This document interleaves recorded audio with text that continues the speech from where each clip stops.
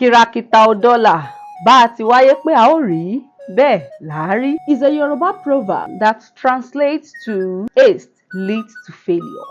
When one is patient, one will achieve what they desire. Let me take you down to a story of two young farmers named Ajani and Kolawole. Ajani and Kolawole were known for their hard work and diligence in tending to their farm. However, they had different approaches to their work. Ajani was always in a hurry to plant his crops and harvest them as quick as possible. He believed that rushing would help him yield more crops in a shorter amount of time. He would plant his seeds carelessly and rush to water them, hoping for quick results. Unfortunately, this haste often led to poor crop growth and disappointing harvest. On the other hand, Kolawole was patient and meticulous in his farming.